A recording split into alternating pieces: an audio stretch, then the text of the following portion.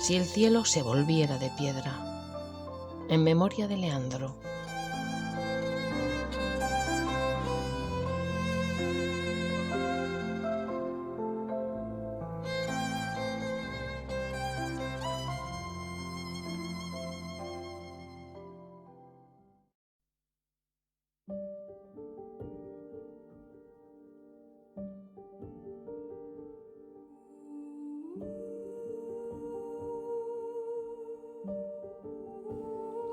Al mirar hacia la bóveda celeste no vio las estrellas, ni la luna, solo tinieblas.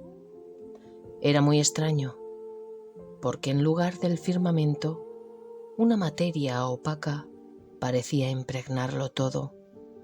Un betún espeso, pegajoso y viscoso había sustituido definitivamente al cielo genuino.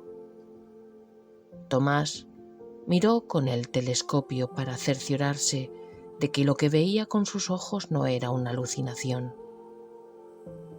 Estuvo así varios minutos. Orientó su anteojo hacia cada uno de los 4 puntos cardinales, pero prácticamente no se observaba ninguna diferencia.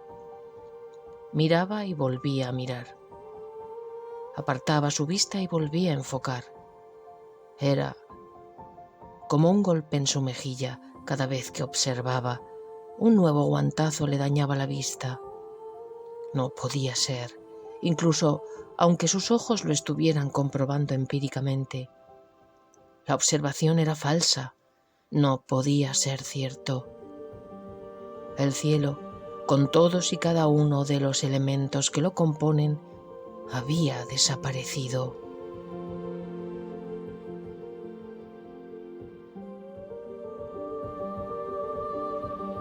Sin embargo, no sabía cuándo se había producido la transformación anómala, ni cómo, ni por qué.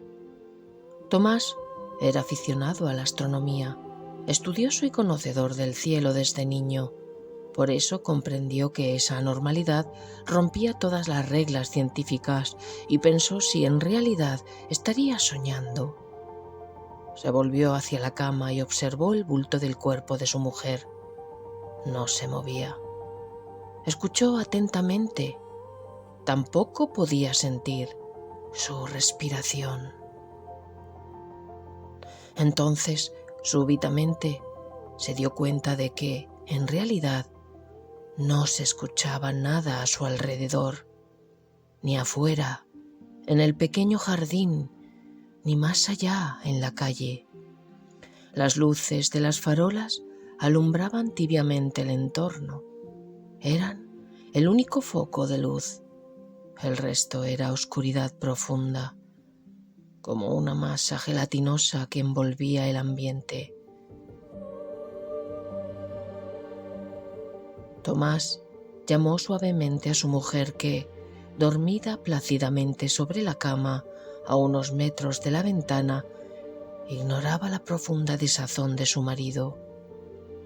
No se movió, no se despertó, ni siquiera cuando Tomás, acercándose a ella, la zarandeó. ¿Estaba dormida? No pudo despertarla, por mucho que lo intentó. No hubo manera de que aquel sueño insondable, que parecía más bien una muerte ficticia, la abandonara. Llegó a alzarla entre sus brazos, le tomó el pulso. Estaba viva, pero por mucho que lo intentó, no pudo despertarla.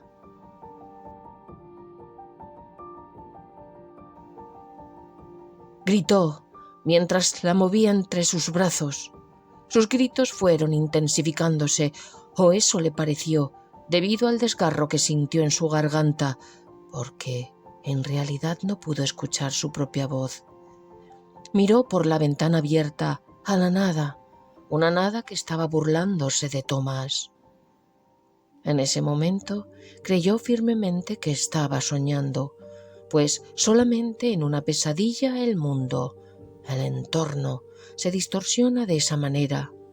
Solo en un sueño lo cotidiano se vuelve grotesco. Solo en el mundo onírico las leyes de la física dejan de tener validez. Agobiado, al borde del llanto, desesperado, tembloroso, despavorido, dejó de intentarlo. Era mejor centrarse en despertar. Su mujer estaría allí, a su lado, viva, despierta, amorosa, comprensiva, y le diría que todo fue una pesadilla, un delirio onírico. Tardó unos segundos en serenarse, pero al fin consiguió pensar con claridad. Lo que estaba ocurriéndole no tenía sentido. Por tanto, solo cabían dos posibilidades: o estaba dormido o estaba muerto. En caso de estar inmerso en una pesadilla, solo tenía que esperar a despertar. En caso de estar muerto, no sabía qué tenía que hacer. Se volvió hacia la ventana, miró de nuevo la calle donde tantas veces había contemplado ese vecindario tan apacible. Lo más espantoso era volver la cabeza hacia su mujer y verla inerte en la cama como un bulto sin vida. De nuevo el silencio absoluto centró su atención. La falta de sonidos fue lo que creyó, de seguir así, tan pertinaz, que acabaría volviéndolo loco. El interruptor de la mesita de noche no funcionaba. Se acercó al de la habitación y tampoco. No había luz en la casa. El teléfono no daba señal. De repente, un temor extraño, deforme, apareció en su mente. ¿La casa estaría completa o solo existía lo que él miraba? ¿Habría otras personas como él en esa misma situación? Preguntas y más preguntas que se agolpaban en su cabeza y que no tenían respuesta. Pensó largo rato sobre todas estas cuestiones. Meditó qué hacer.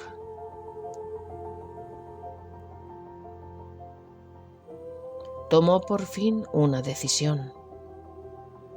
Se armaría, cerraría su casa para evitar que su mujer fuera atacada por algún merodeador nocturno. Iría en busca de respuestas. Quizá había más gente como él, dormidos o muertos, que necesitaban respuesta a sus preguntas. Cerró la ventana y la persiana, sumiéndose súbitamente en una oscuridad total.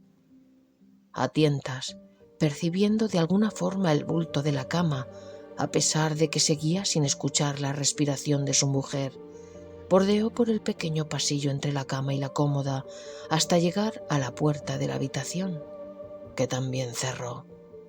Ese sonido, el de la puerta, tampoco se escuchó. Entonces comprendió que, en esa realidad extraña donde se encontraba, muchas cosas no eran lo que debían ser. La transgresión de lo cotidiano, de lo habitual, por dementes y oscuras figuraciones, le demostraba que, para salir de allí, era probable que necesitara algo más que simple sentido común. Una vez en el pasillo, se dio cuenta de que podía ver algo. Su vista estaba aclimatada a la oscuridad. En realidad, había un leve resplandor anaranjado a su alrededor proveniente del exterior. Esa leve luminosidad le permitía no darse golpes contra los objetos de la casa. Pensó en lo raro que le parecía todo ahora, lo extraña y terrible que era su propia casa, lo aberrante que era sentir muerta a su mujer y saber, sin embargo, que no estaba muerta. Todo a su alrededor era igual y distinto a un mismo tiempo. Todo parecía deformado, plastificado, como un escenario construido ex profeso para alterar sus emociones. Una sensación de soledad infinita comenzó a apoderarse de él mientras bajaba las escaleras. Su mano se paseó acariciando la baranda como siempre hacía, pero en esta ocasión sintió que una sustancia pringosa se le pegaba en la palma de la mano.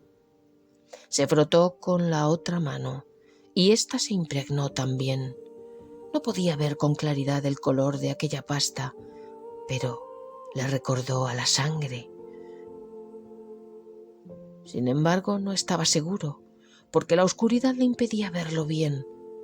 Intentó limpiársela sobre su ropa, pero no hubo manera de eliminar aquella cosa hasta que, pasados unos segundos, su piel pareció absorber aquel mejunje. No pudo prestar más atención a aquella inusual circunstancia. Fue directo a la cocina. Tomó 3 cuchillos. El primero, el más largo, el de cortar jamón, que tenía funda propia y estaba realmente afilado, lo fijó en su cinturón. El segundo era un cuchillo carnicero, también muy afilado, pero de mayor grosor y menor longitud.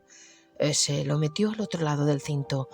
Un tercer cuchillo de mondar y pelar verduras, pequeño y manejable, lo tomó en la mano por la empuñadura, dejando la navaja enfilada hacia la muñeca. Si tenía que defenderse de alguien o de algo, podía usarlo rápidamente. También tomó la linterna que guardaban en el primer cajón del aparador de la entrada. Era una de esas linternas de mano que usaban por si se les iba la luz en la planta baja de la casa. A veces les había ocurrido que al llegar a casa no había luz, por un apagón o porque habían saltado los plomos, y esa linterna era su salvación. La guardó en el bolsillo de atrás de su pantalón. Tomó una mochila, metió agua, unos paquetes de galletas y otros de chocolate. No quería estar demasiado tiempo fuera, solo iba a investigar qué era lo que pasaba y, si era posible, contactar con otros seres humanos. Se quedó unos minutos más escuchando los posibles sonidos en la casa, sentado en los primeros escalones de la escalinata de subida al primer piso.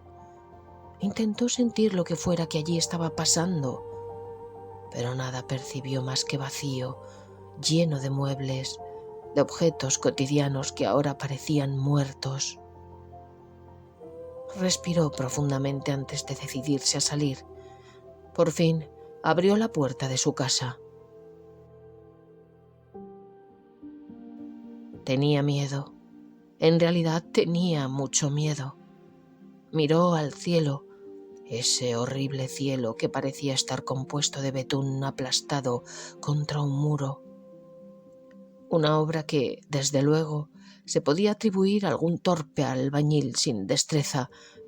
Ese no era el firmamento que Dios había creado. Esa cosa que estaba suplantando al cielo era plomiza, fea, sin gracia, como construida para fastidiar los ojos del que la mirara. ¿Estaría en el infierno? Nunca había creído en tales cosas, pero ahora se daba cuenta de que este mundo tan imperfecto estaba creado por alguien muy limitado. Ahora comprendía la grandeza del mundo real, ese mundo cotidiano que, sin embargo, era tan hermoso, equilibrado, perfecto, dinámico y vivo, que no cabía duda, o a él le sobrevino como una convicción repentina de que había sido creado por alguien infinito, omnipotente y perfecto.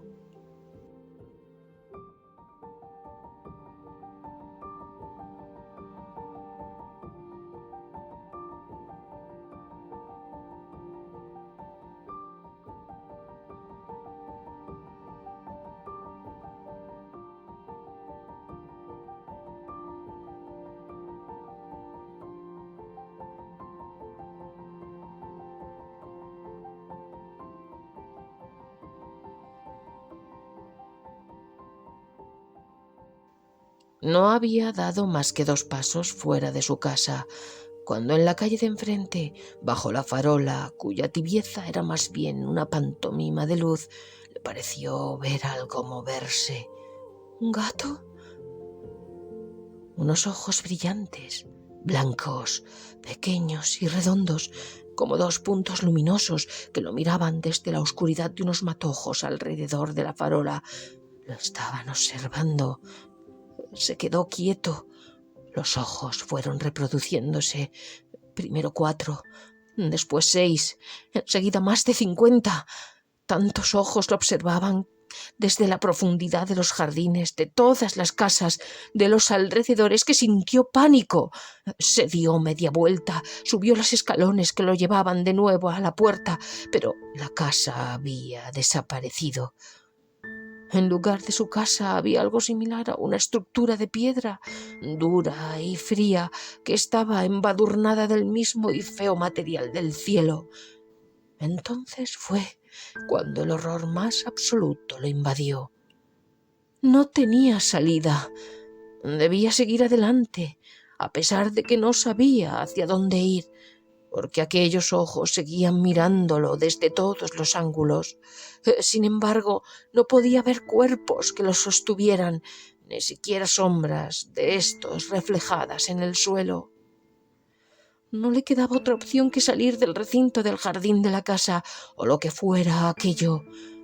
Dio unos cautelosos pasos hacia la puerta pequeña de hierro forjado, miró las flores y, con precaución, manteniendo su vigilancia sobre los millares de ojos que lo observaban desde el exterior, se inclinó para tirar de una de aquellas florecillas, pero tuvo que tirar con fuerza hasta que arrancó una rosa.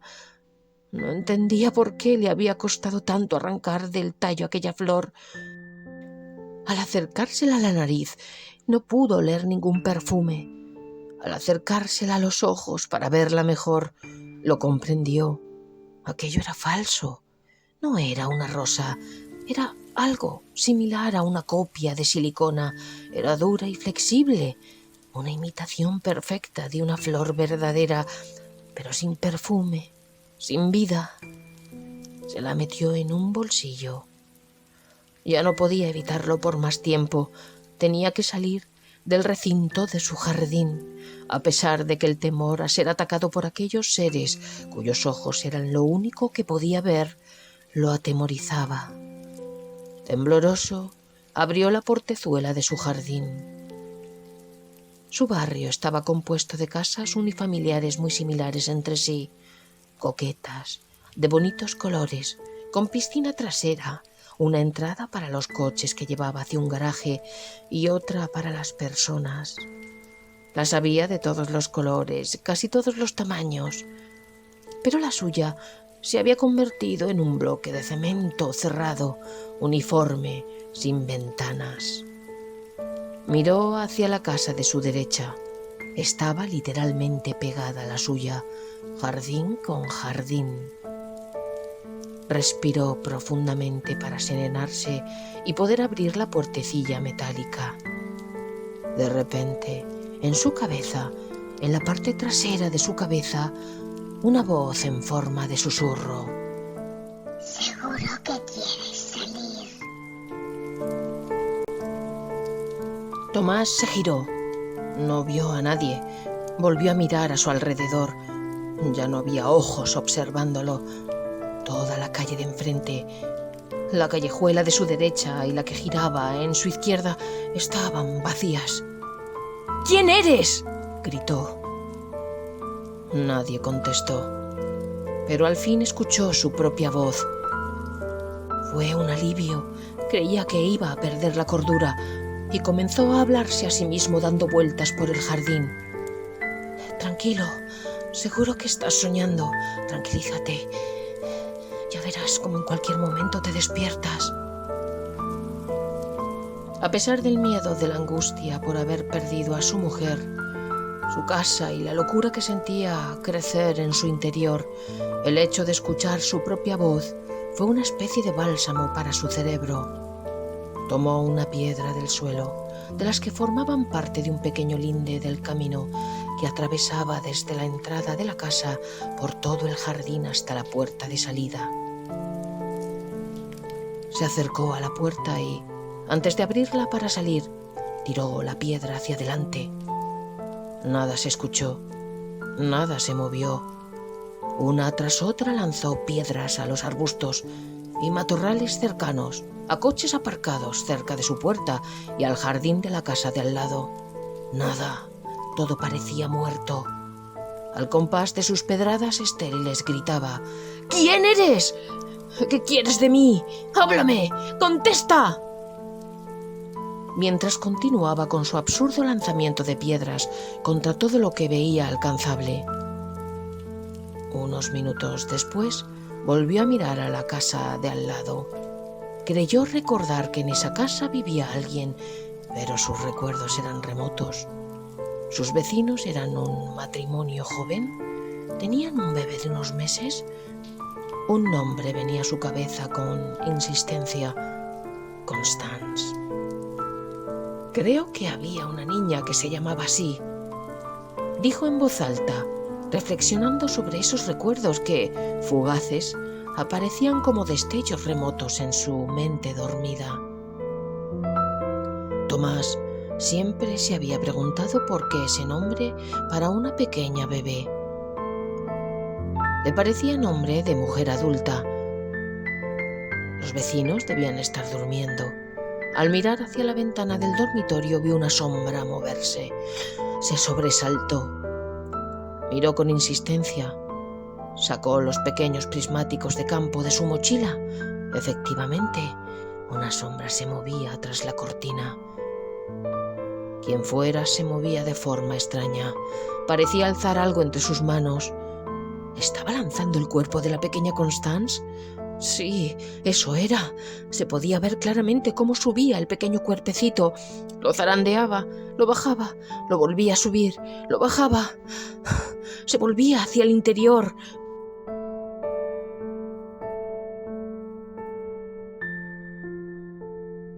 Tomás decidió saltar el seto entre ambos jardines. Lo hizo sin dificultad.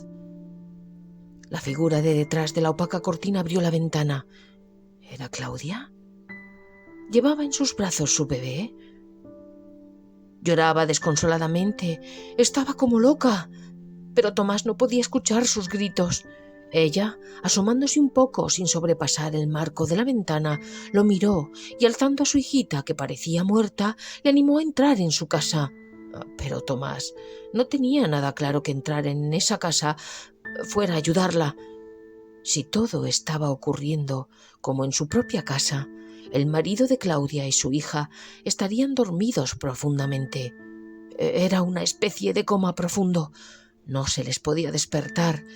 Tomás señaló hacia su propia casa. Claudia miró y, horrorizada al ver aquel bloque oscuro sin ventanas ni puertas, gritó. Pero afuera no se escuchaba nada. Tomás, mediante señas, intentó decirle que no la escuchaba. Ella insistía en que entrara. Tomás comenzó a sopesar la idea de ayudarla, traspasando la puerta de la casa de Claudia. De repente, tras de sí, en un susurro, como si el aire le hablara: ¿Seguro que quieres entrar?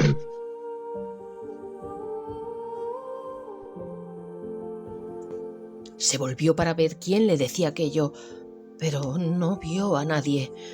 Sin embargo, la sensación de que tenía algo detrás de su cabeza, algo o alguien pegado a su cogote, fue más asfixiante que la vez anterior. De repente, la puerta de entrada de su vecina se abrió. Claudia, en pijama, salió con la bebé en sus brazos.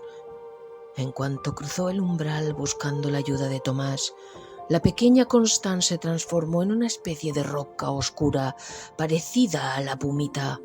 La madre gritó desgarradoramente sin comprender qué pasaba. Tomás tampoco sabía qué era lo que estaba pasando. Miró hacia la casa que, de una forma extraña, como si fuera coagulándose poco a poco, se transformó en un bloque plomizo como la suya.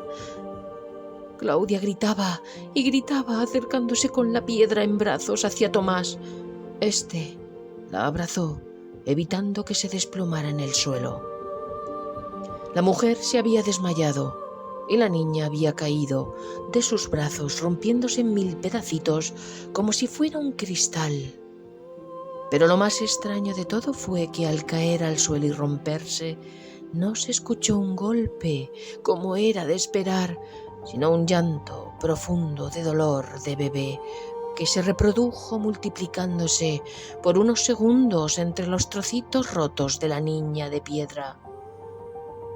Tomás se arrodilló, posando a Claudia suavemente en el suelo para recoger los pedacitos de su hija. Sacó una bolsa de plástico de su mochila y los metió cuidadosamente. Estaban fríos, duros pero esponjosos. Parecían estar llenos de aire en su interior. Claudia comenzaba a moverse, inquieta, y poco a poco despertó. Tomás pensó en explicarle que estaban en una pesadilla. No le diría que podían estar muertos para que no se desesperase. Su hija no estaba muerta, no se había convertido en piedra, no se había roto. Solamente tenían que descubrir qué estaba pasando y por qué a ellos dos. Para eso tenían que ir a la comisaría o buscar a otras personas que estuvieran en esa pesadilla, como ellos, o encontrar la manera de entender para volver a despertar en la realidad. Los ojos de Claudia lo decían todo. El espanto, el horror en su mirada asustaron de tal modo a Tomás que creyó por un segundo que la mujer había enloquecido. Se agachó a su lado y comenzó a explicarle su propia situación. Llevo alrededor de 2 horas en esta pesadilla. Han pasado tantas cosas. En casa no escuchaba nada, ningún sonido, ni siquiera ambiental. Me di cuenta de que algo fallaba cuando, tras dejar de mirar el cielo nocturno, que parecía no tener estrellas, quise hablar con mi mujer, pero no me contestaba. Creí que estaba muerta. Sin embargo, no lo estaba. Su corazón latía rítmicamente. No podía despertarla de ninguna manera. El mundo era raro, falso, informe, plastificado. Claudia lo miraba fijamente con la cara de loca. Una gran cantidad de lágrimas caían por sus mejillas, mientras negaba estereotipadamente con su cabeza. ¿Por qué nos pasa esto, Tomás? Pudo expresar tímidamente, cayendo en un llanto penetrante que lo dejó paralizado, sin saber qué decir, sin poder actuar. Solo pudo consolarla, y el tiempo pasó, sin que ninguno de los dos se decidiera a cambiar siquiera de postura. Ella se abrazaba a Tomás, que, de rodillas a su lado, comenzó a llorar contagiado por la honda tristeza y desesperanza de Claudia. Pero, al fin, aquella voz, aquel susurro irritante y perverso, volvió a espolearlo. Se te acaba el tiempo. ¿Lo has oído?, le dijo a Claudia, mirándola a los ojos. ¿Has escuchado esa vocecilla? No, contestó ella, correspondiéndole con la mirada y serenándose al instante. Claudia, no sé qué está pasando. Lo único que sé es que nos queda poco tiempo. Escucho una voz que me susurra al oído. Me ha dicho que se me acaba el tiempo. No sé a qué se refiere, pero creo que debe haber un tiempo para poder salir de aquí. ¿Pero dónde estamos? ¿Por qué tú y yo? ¿Qué ha pasado con nuestras casas y con mi hijita? No lo sé, estoy tan confundido como tú, pero si no hacemos nada, quizás nos convirtamos en piedra, como nuestra casa, como nuestras familias. Quizás si buscamos respuestas las encontremos en algún lugar o quizás haya alguien que sepa lo que nos está pasando. No sé nada, Claudia, no sé lo que debemos hacer, solo sé que una voz me habla, me pregunta, me advierte. Vayámonos de aquí, quiero al menos recuperar a mi hija. Llevo los trocitos de Constance en mi mochila. No sé si servirá de algo, pero quiero que lo sepas. Gracias, amor mío. Tomás sintió una conmoción al escuchar aquellas palabras. Se miraron, y levantándose del suelo con la ayuda de Tomás, Claudia se dispuso a salir junto a él, traspasando la puerta de su jardín. Ambos esperaban que se produjeran cambios físicos tras de sí, esos cambios que habían ocurrido en sus casas. Sin embargo, se volvieron para observar, convencidos de que todo se transformaría en esa sustancia de piedra negra que parecía carbón. Pero no ocurrió lo que esperaban, y los jardines inalterados quedaron atrás, y por mucho que volvían sus miradas con la seguridad de que ocurriría la extraña transformación, no pasó absolutamente nada. Eso los desconcertó. Se mantuvieron durante algunos minutos mirando las casas, los jardines, las calles, todo sin moverse, sin hablarse, sin que se pudiera escuchar el más mínimo sonido de sus respiraciones. ¿Qué hacemos ahora?, preguntó Claudia por fin, debatiéndose entre sus lágrimas y su voz. Y como si Tomás despertara abruptamente de un sueño, o como si los efectos de un extraño embrujamiento se rompieran con la voz de la mujer, ambos comenzaron a caminar despacio y en silencio. Ella seguía llorando. Tomás pensó que seguiría llorando siempre. La calle estaba a oscuras, pues a pesar de que las farolas estaban encendidas, parecían ondear a medio gas, ofreciéndoles una claridad mínima para no tropezar con sus propios pies. De hecho, sin darse cuenta, iban adentrándose calle a calle hacia un espacio cada vez más lóbrego, sombrío y frío. Las casas, aunque tenían el aspecto normal, parecían vacías. Tomás no quería entrar a ninguna, pues creía que quien saliera de su hogar lo perdería todo irremediablemente. Mientras caminaba, reflexionaba sobre lo ocurrido cuando, en su casa, mirando al cielo, se dio cuenta de que éste no era normal. No habían transcurrido más de unas horas. Tuvo la convicción de que estaba en una pesadilla. Tuvo la certeza de que todo era un mal sueño. Pero ahora, cuanto más pasaba el tiempo vagando por aquel lugar sin cielo, sin luna, sin estrellas, sin vida, comprendía que era mucho más probable que estuviera muerto. ¿Muerto? Pero, ¿y Claudia? La miró atentamente. Era su vecina. ¿Era su vecina? ¿Cómo iban a morir ambos a un mismo tiempo? Era imposible. Algo se le escapaba. Si estaba soñando, ¿cómo era capaz de razonar con tal claridad? La miró detenidamente. De nuevo sintió que algo malo pasaba. Claudia seguía llorando, tan intensamente como hacía 10 minutos. No gimoteaba, no emitía ningún sonido, pero abundantes lágrimas descendían por sus mejillas, imparables como una cascada. De repente... Es Claudia. ¿Desconfías de ella? La extraña voz, esta vez en su oído izquierdo, prorrumpió claramente, asustándolo. Tomás dio un pequeño respingo alejándose de la mujer. Esta se detuvo y lo miró a los ojos. Él le preguntó: ¿Lo has oído? ¿Has escuchado la voz?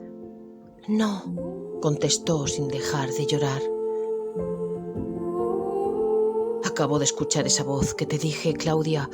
¿Qué puedo hacer? No puedo seguir viéndote llorar. Tenemos que seguir adelante. Miró a su alrededor. Todo estaba demasiado oscuro. Sacó la linterna y, queriendo animarla, le dijo: «Vamos hasta la comisaría. Quizás allí nos puedan explicar algo». Ella no contestó, pero intentó darle la mano. Tomás se sobrecogió al sentir el contacto de la piel de la mujer, pues estaba tan fría como la piel de una muerta. «¿Tienes frío?», le preguntó preocupado. «No, en realidad», añadió, hablando muy lentamente con una voz desgarrada. «Quería decirte que no voy a seguir. No tengo fuerzas». No, no digas eso. No puedo dejarte aquí sola. Y alumbrando alrededor con la linterna añadió: si no me equivoco, no queda mucho para llegar. En menos de una hora estaremos allí. ¿Qué te dijo esa voz?, preguntó Claudia entre pequeños sollozos, pues todo aquel mar de lágrimas seguía cayendo con tal profusión que la camiseta de su pijama parecía sudada de lo mojada que comenzaba a estar. ¿Qué más da? Es una voz extraña, rara. No puedo fiarme de nada de lo que me diga. Claudia iba pareciendo más pálida por momentos. Tomás se acercó a ella para darle un abrazo, pensando que la haría sentir mejor. Ella se dejó abrazar. Tomás sintió que el cuerpo de la mujer no era sólido. Se estremeció, porque comenzaba a sentir cómo su propia ropa y su piel se humedecían. La miró a los ojos. Los de ella estaban tan abiertos y enrojecidos por el llanto incoercible que le pareció estar mirando el interior de dos pozos rebosantes de agua. Entonces Claudia le habló: No sabes de verdad por qué estás aquí. ¿Cómo? Tomás se separó de ella, sintiendo un rechazo inmediato debido a su extraña forma de realizar aquella pregunta. ¿De verdad no recuerdas lo que hiciste? Lo que me hiciste a mí. ¿A ti? ¿Quién eres?, dijo ahora con más curiosidad que con miedo. Claudia iba apareciendo cada vez más transparente, como si el llanto estuviera acabando con la solidez de su cuerpo, que iba desapareciendo, difuminándose, mientras en el suelo aparecía claramente bajo los pies de la mujer un charco que reflejaba ambas figuras. Tomás se quedó mirando el charco. En él se reflejaba el cuerpo de Claudia frente al suyo propio y el cielo negro, en el que comenzaron a aparecer estrellas poco a poco, como si alguien las estuviera pintando. Un árbol que parecía mirarlos asomaba una de sus ramas vacía de hojas sobre la imagen del charco. Miró al frente, pero Claudia ya no estaba. Bajó de nuevo su mirada. Tampoco se reflejaba en el agua del charco. Esta, solo incomprensiblemente, había desaparecido. Se había disuelto en sus propias lágrimas. ¿Qué es todo esto, Dios mío? Con la linterna todavía en su mano derecha, miró alrededor. Después no podía creer que lo que acababa de ver fuera cierto. Con la linterna todavía en su mano derecha miró alrededor, pues no podía creer que lo que acababa de ver fuera cierto. ¡Claudia!, gritó. Llamó durante un buen rato. Volvió a mirar el agua, pero ahora solo veía el cielo negro y opaco, manchado de pequeñas lucecitas. No tuvo más paciencia. Sus nervios le iban a jugar una mala pasada. Presentía que la desaparición y las palabras enigmáticas de Claudia eran mucho más que meras palabras, mucho más que una desaparición inexplicable. Se agachó para tocar con la punta de los dedos el charco de agua en el que Claudia se había convertido, pero incomprensiblemente no tenía el tacto húmedo del agua, de las lágrimas. Era más bien una especie de pintura que, en cuanto contactó con su piel, comenzó a transformarse en piel humana. Tomás se alejó dando un brinco hacia atrás que le hizo perder el equilibrio cayendo al suelo. Sentía unas profundas náuseas. El asco que le produjo aquella transformación fue tan potente que no pudo percibir las miradas que, desde las ventanas de las casas de la calle en la que se encontraba, lo observaban. Pasó unos pocos segundos mirando aquella nauseabunda costra de piel pegada en el asfalto oscuro de la carretera vacía. Miró de nuevo a su alrededor, apuntando con su linterna que, en aquellos momentos, ya casi no alumbraba. Entonces se dio cuenta. Desde las casas de ambos lados de la calle, unas figuras oscuras se asomaban tímidamente a las ventanas, sin traspasar la barrera de detrás de las cortinas. Luces débiles y enfermizas intentaban traspasar hasta la calle. ¿Se habían despertado al escuchar sus gritos desesperados? ¿Cómo saberlo? Todo era una locura en esa perversa realidad. Se sentía perdido, completamente solo, abrumadoramente solo. Pensó en la hija de Claudia, la niña rota que había recogido en su mochila. Se preguntó si estaría aún allí, y sin importarle que aquellas extrañas figuras lo observaran, a pesar de que eran amenazadoras por su amorfa silueta y por el brillo amarillento de sus ojos que, más bien se asemejaban a débiles linternas parpadeantes, continuó incomprensiblemente con el súbito propósito de sacar los trocitos de la pequeña Constance. Tomó su mochila, la puso entre sus piernas, la abrió con manos temblorosas por la impaciencia. Allí estaban aquellos trocitos de pumita negra, muerta y fría. Los puso delante suyo sin orden ni concierto. A pocos centímetros estaba el charco de piel de Claudia, o lo que fuera aquello. Tomás, ¿a qué tienes a tu hija? Aquella voz volvió a hablarle, pero esta vez con una contundencia dominante y angustiosa. Miró los trocitos de la pequeña niña rota de piedra. Estaban uniéndose y aquella masa viscosa de piel parecía buscarla, acercándose centímetro a centímetro.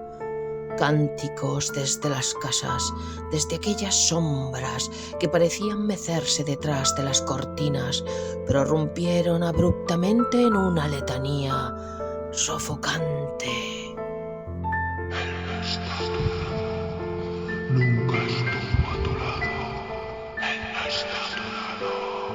Nunca estuvo a tu lado. Él está a tu lado. Nunca estuvo a tu lado. Él está a tu lado. Nunca estuvo a tu lado. Y mientras Tomás, completamente aturdido, escuchaba los cánticos, aquellas dos sustancias iban aglutinándose, como si un imán atrajera cada una de las partes rotas hasta reconstruir su forma original, pegándosele la piel como si de un envoltorio plástico se tratara, hasta que se conformó un cuerpo humano, el cuerpo de Constance. Pero algo raro había en ella. No se movía y tampoco emitía ningún sonido, solamente miraba a Tomás con unos ojos totalmente negros, como dos ascuas de carbón. Tan pequeñita como era, porque en realidad tenía las dimensiones de una pequeña bebé de pocos años, irradiaba a través de sus dos ópalos un odio infinito. Constance, sentada sobre el asfalto, parecía un cuerpo deshabitado, un ser sin alma, hecha de piedra y con la piel de su madre envolviéndola, sin adaptarse del todo al cuerpecito, lo que le otorgaba un aspecto aterrador y siniestro. Tomás, terriblemente turbado, sintió cómo su cuerpo se paralizaba. Era el miedo más perturbador que jamás había sentido, ni siquiera cuando al salir de su casa ésta se petrificó convirtiéndose en un cubo de piedra negra. No podía moverse. Con mucho miedo levantó su mano izquierda y enfocó el cuerpecito con su exigua linterna para poder confirmar que aquello era un cuerpo humano. En la otra mano llevaba el cuchillo de pelar, lo empuñaba con fuerza. La monstruosa pequeña pareció moverse un poco, pero Tomás no estaba seguro. ¿En realidad se había movido o era solo una percepción suya? ¿Era el terror lo que le hacía creer que aquella cosa parecía moverse un poco? De lo que sí estaba seguro era de que lo miraba con un odio fulgurante. ¿Qué era todo aquello? ¿Qué significaba? Resonaba en su cabeza la letanía siniestra. Debía estar muerto, pensó, pues en una pesadilla uno se despierta en la peor parte, y esta era la peor parte sin duda. La pequeña monstruita intentó articular alguna palabra que no llegó a salir de su imperfecta y destartalada boca. Dirigía su mirada hacia Tomás y Tomás hacia ella. Alrededor, las sombras oscuras que murmuraban palabras incomprensibles habían dejado sus hogares para ir acercándose hacia ellos. No se podía saber si eran seres vivos o espectros, pero Tomás empuñaba ya 2 cuchillos, uno en su mano derecha, el más grande, habiéndose deshecho de la linterna que, casi apagada, daba vueltas en el suelo ofreciendo un espectáculo lumínico estroboscópico y extraño. Tomás pensó que aquellos seres iban directamente a aniquilarlo. Definitivamente estaba muerto, quizás en el infierno. Pero ¿por qué Constance? ¿Por qué Claudia? ¿Por qué ellas? Tomás, ¿entiendes a tu hija? La voz esta vez no le habló en susurro, sino que le gritó en ambos oídos, lo que lo llevó a sentir un dolor profundo. ¿Qué queréis de mí?, preguntó gritando en torno suyo, amenazando a los entes oscuros que ya estaban cerca, muy cerca de ambos. ¡Voy a defenderme!, esgrimiendo ambos cuchillos para intimidarlos. Se dio cuenta de que los cuerpos de aquellos seres eran pesados, plomizos. Sus movimientos eran fatigosos, lo que los hacía aproximarse muy lentamente. Parecían estar compuestos por la misma piedra de la que estaba hecha Constance, de la que estaba hecho el cielo, las casas. Cuando miró hacia abajo buscando a la niña, ésta ya no se encontraba en el mismo lugar. Estaba inexplicablemente pegada a su tobillo izquierdo, pero Tomás no había sentido nada. Su mente, cada vez más lúcida, comprendió que conforme la pesadilla avanzaba, se iba mostrando más grotesca, más absurda, más terrorífica. E intentó quitarse a la pequeña de encima, pero parecía pegada a su propio cuerpo, siendo la tela del camal de su pantalón lo único que la separaba de su piel. Estaba seguro de que, si llegaba a tocarlo, todo él se convertiría en piedra y piel mal adherida. Absurdamente estaba seguro de ello, porque aquella realidad, o lo que fuera, no se regía por las mismas leyes que la realidad común de los hombres. Con ambos cuchillos agredió a la pequeña Constance. Gritaba mientras alzaba su pie con ella pegada e intentaba despedazarla lanzándole el cuchillo jamonero sin orden ni concierto. Terriblemente asustado, veía como aquella criatura se aferraba más y más a él y alzando su cabecita sonrió extrañamente con una mueca malvada en sus labios negros, aquellos ojos petrificados, negros como la turba más negra que habita en el corazón de la montaña más impenetrable, lo miraban encendidos por el odio. Ahora lo vio claramente en su mente y recordó mientras un viento frío comenzaba a soplar hacia él. Tomás seguía intentando zafarse de la pequeña, pero era imposible. Los entes se acercaban más y más, cercándolo alrededor. Se sentía tan agobiado que quiso despertar. Amenazaba ahora a los seres sin forma ni rostro conocido y gritó con todas sus fuerzas, dejándose el alma en aquel alarido: «¡Quiero despertar! ¡Por Dios, quiero despertar!». La voz ronca y extraña salió de todas aquellas bocas, unas voces terribles, firmes e insolentes, casi se diría que burlonas. Tomás, ya estás despierto. Tomás, ya estás despierto.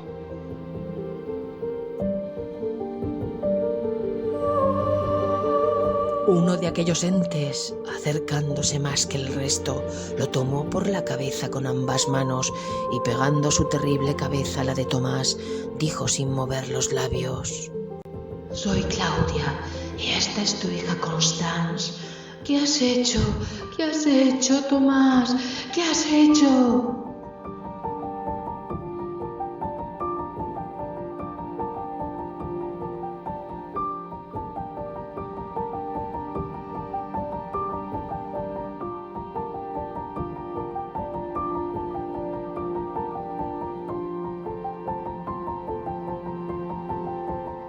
Tomás cayó al suelo y comenzó a ver cómo las estrellas caían lenta y parsimoniosamente sobre él. Era terrible y hermoso a un mismo tiempo.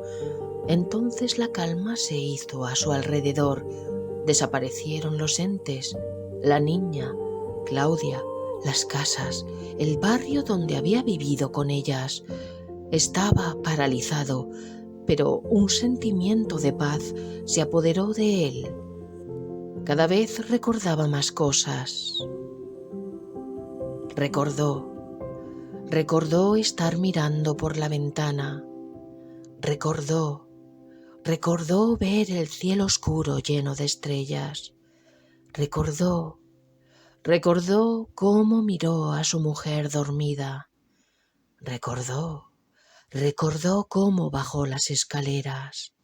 Recordó cómo cogió los cuchillos. Recordó cómo salió de la casa. Recordó cómo se metió en el garaje. Recordó cómo su mente estaba decidida a acabar con todo su sufrimiento. Recordó cómo se abrió las venas. Recordó cómo brotaba la sangre impregnándolo todo, su ropa, el suelo. Y recordó lo último que vio antes de desvanecerse, las estrellas cayendo desde el cielo sobre él. Por último, antes de perderse totalmente en el infinito, su mano tentó en su bolsillo. Allí estaba la pequeña rosa. Se la llevó quedamente hasta su nariz. Aspiró profundamente. El dulce perfume acudió en su amparo. Por fin lo sabía. Estaba muerto. Y siguió mirando las estrellas eternamente.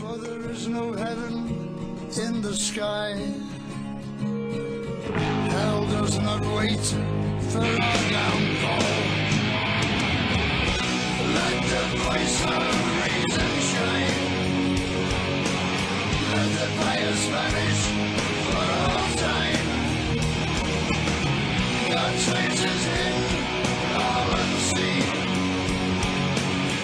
You can ask him what it all means. He was never on your side. God was never on your side. Let right and wrong alone decide. God was never on your side. See 10,000 ministries.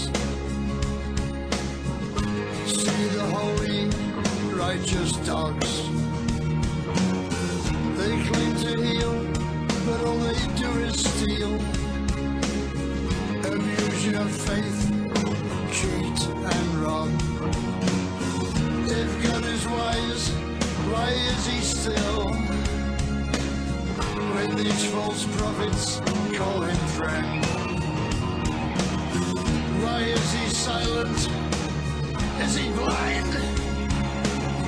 Are we abandoned in the end? Let the sword of reason shine. Let us be free of prayer and shrine. God's face is hidden, turned away. He never has a word to say. He was never on your side. God was never on your side. Let right or wrong alone decide.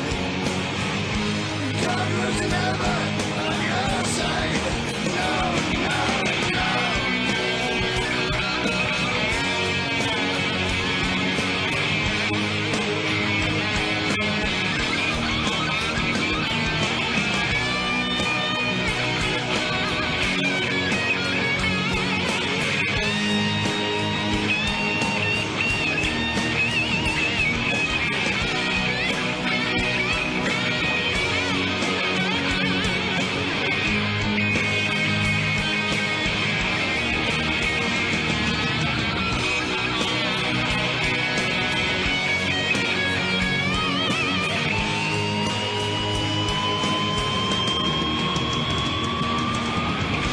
He was never on your side. God was never on your side.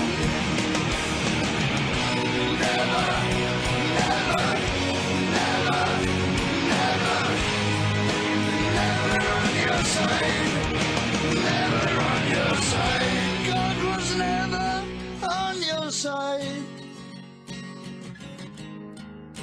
Never on your side.